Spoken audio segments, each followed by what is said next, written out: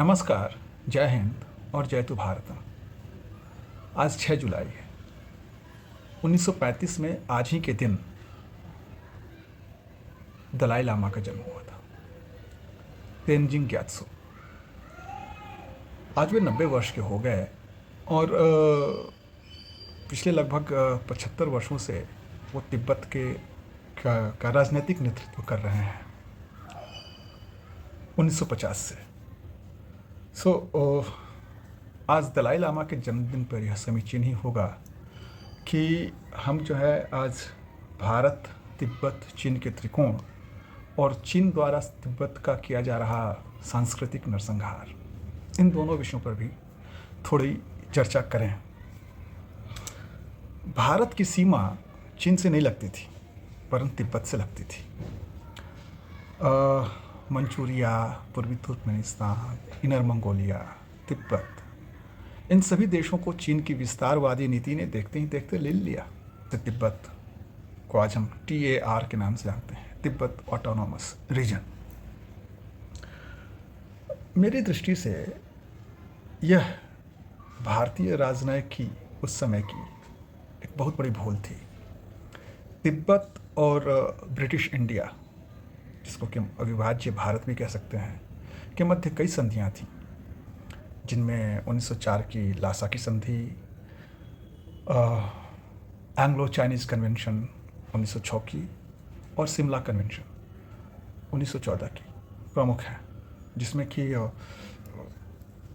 Security agreements की भी बातें थीं।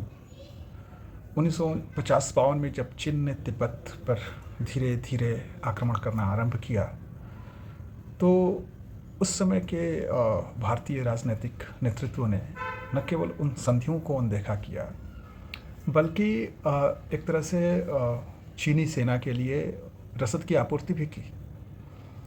And from my point of view this is a cardinal sin. उसका परिणाम ये हुआ कि चीन ने 1962 में भारत पर आक्रमण ही नहीं किया, वरन उसने लगभग 43,000 स्क्वायर किलोमीटर्स जमीन पर अनधिकृत कब्जा भी कर बैठा है। वो चाहे अक्षाई चीन का हो या सक्षम वैली का हो। और मेरी दृष्टि में यह भारत की भू राजनीतिक और सामरिक दृष्टि से अब तक की सबसे बड़ी भूल है स्वतंत्र भारत की, जिसका परिणाम देश आज तक भुगत रहा है।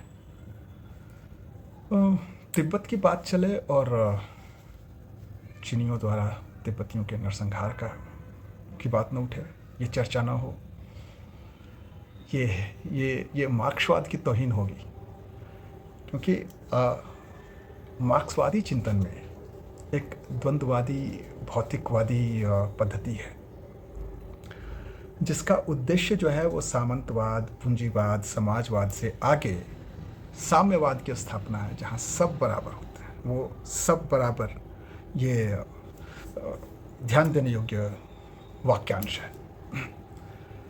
तो चीनी कम्युनिस्ट शक्तियों द्वारा तिब्बत पर जो है वो सशस्त्र आक्रमण और एक प्राचीन बौद्ध संस्कृति का विनाश, ये आधुनिक समय की सबसे बड़ी, सबसे भयंकरतम त्रासदियों में से एक है। इसकी तुलना हम ज्यूज की होलोकॉस्ट से भी कर सकते हैं, अगर करना चाहें तो।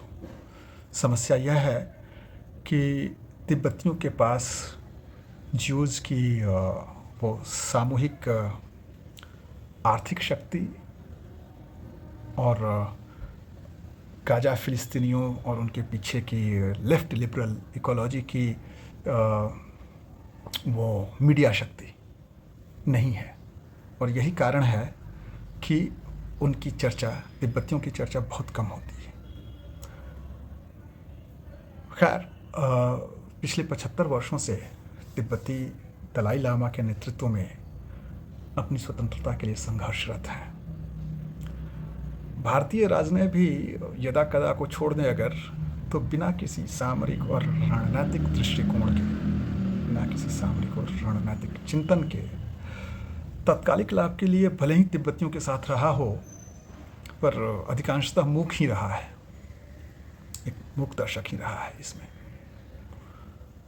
90 वर्षीय दलाई लामा शतायु हों वो, और जिस तरह से पिछले 75 वर्षों से उन्होंने तिब्बतियों का नेतृत्व किया है, विश्व में शांति का संदेश फैलाया है, और सो मच सो कि उनको विश्व शांति का नोबेल पुरस्कार भी मिला है। वैसे आगे भी वो तिब्बतियों का नेतृत्व करते रहें, उनके कुशल नेतृत्व में तिब्बती अपनी स्वतंत्रता को पाएं, यही कामना है। धन्यवाद।